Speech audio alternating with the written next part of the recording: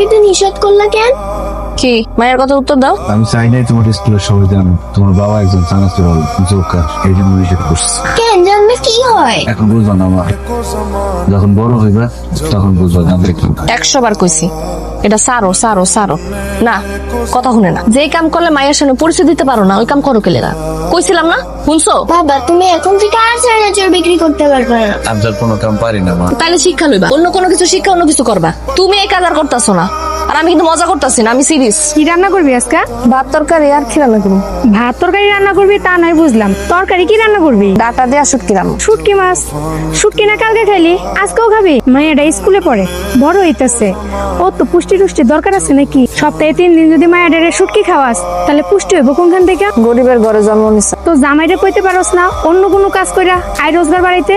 তারেকের আমি কম বুঝেছি ভাবি, হ্যাঁ কইলি হ্যাঁ খালি কয় এই কাম ছাড়া হ্যাঁ কোনো কাম করতে না। যোগার সাইজা সানসুর বেচা জীবন চলবো, তোর কথা বাদ দিলাম। মায়ের তো একটা ভবিষ্যৎ আছে, কয়দিন পরে বিয়া দিতে হইব। পাত্রপক্ষ যদি দেখে মায়ের বাপে জোগার সংসার যা চানাচুর বিক্রি করে তাহলে কেডা বিয়া করবো মায়ের রে? তুমি বাদ দাও তো। আচ্ছা শুনো, তেল শেষ হয়ে গেছে গাছ, এটাও একটু তেল এনে দাও। পেশেন্টের অবস্থা বেশ ক্রিটিক্যাল, জরুরি ব্লাড লাগবে, এবি নেগেটিভ। ব্লাড লাগবে মানে কি হয়েছে আমার মায়ের? আপনার মেয়ে ধর্ষণের শিকার হয়েছে। ডাক্তার সাহেব আপনার মনে হয় কোথাও ভুল হইতেছে। আমার মেয়ের বয়স 9 বছর, ক্লাস 4-এ পড়ে। এইটুকু ছোট্ট একটা বাচ্চা, এই তো কয়দিন আগে ঠিক মতো কথা কওয়া শিখছে।